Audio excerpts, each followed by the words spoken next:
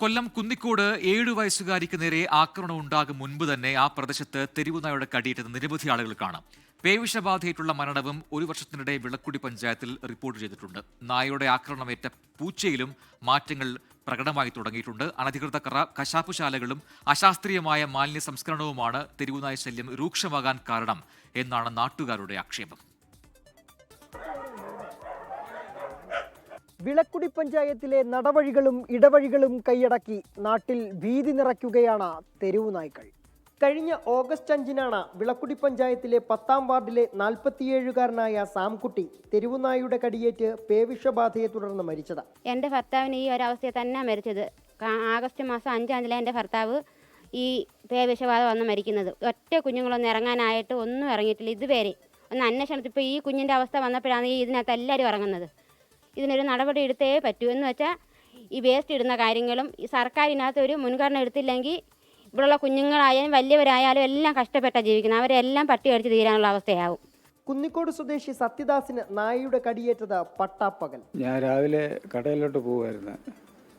കടയിലോട്ട് പോയ സമയത്ത് പട്ടി റോഡ് സൈഡിൽ കിടക്കുമായിരുന്നു. ഞാൻ കയറി ചവിട്ടിപ്പോൾ എന്നെ കയറി കടിച്ചതാണ്.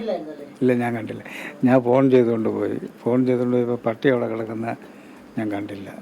കഴിഞ്ഞ വർഷം വിളക്കുടി പഞ്ചായത്തിലെ കുടുംബാരോഗ്യ കേന്ദ്രത്തിൽ മാത്രം 803 പേരാണ് പേവിഷബാധയ്ക്കുള്ള പ്രതിരോധ കുത്തിവയ്പ്പെടുത്തത്.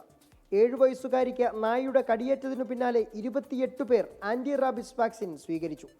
6 അംഗീകൃത അറവുശാലകൾക്ക് പുറമെ നിരവധി അനധികൃത കശാപ്പുശാലകൾ വിളക്കുടി പഞ്ചായത്തിന്റെ വിവിധയിടങ്ങളിൽ പ്രവർത്തിക്കുന്നുണ്ട്. ഇതാണ് തെരുവുനായ്ക്കൾ പെരുകാൻ പ്രധാന കാരണമെന്ന് പഞ്ചായത്ത് അധികൃതർ തന്നെ പറയുന്നു. ഈ പഞ്ചായത്തിലേക്കെല്ലാം വേണ്ടുന്ന ഇറച്ചിയുടെ വെട്ട് നടക്കുന്നത് വിളക്കുടി പഞ്ചായത്തിലാണ്. നമ്മുടെ അറിവില്ലാതെ എവിടെയെങ്കിലും വെട്ടുന്നുണ്ടെങ്കിൽ അവർ അടിയന്തരമായി നമ്മൾ കണ്ടുപിടിക്കേണ്ടത് ഒരു ആവശ്യകത തന്നെയാണ്. അതുപോലെ തന്നെ ഈ പട്ടികൾ ഇപ്പം പെരുകി എല്ലാ ഭാഗത്തും ഈ പഞ്ചായത്തിൻ്റെ എല്ലാ ഭാഗത്തും പട്ടികൾ പെരുകി നടക്കുന്ന ഒരു അവസ്ഥയാണ് വന്നത്. അപ്പോൾ അതിന് അടിയന്തരമായി നമ്മൾ ഇതുപോലെ മൊബൈൽ യൂണിറ്റ് കൊണ്ടുവന്ന് പട്ടികളെ വന്ധീകരണം ചെയ്യുക എന്നുള്ളതാണ് ഒരു നടപടി. നായയുടെ ആക്രമണത്തിനിരയായ 7 വയസ്സുകാരിയുടെ വീടിന് സമീപത്തെ പൂച്ചയ്ക്കും നായയുടെ കടിയേറ്റിരുന്നു. ഈ പൂച്ചയിലും അസ്വാഭാവികത പ്രകടമായി തുടങ്ങിയിട്ടുണ്ട്. കുന്നിക്കോട്ട് മനുഷ്യർക്കു പുറമെ മൃഗങ്ങളിലേക്കും പേവിഷബാധ പടരുകയാണ്.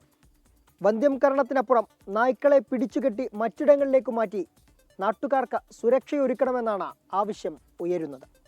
ക്യാമറമാൻ രാജ്കിരണിനും അമൽ സുനിലാലിനുമൊപ്പം സുജിത് സുരേന്ദ്രൻ, 24 കൊട്ടാരക്കര.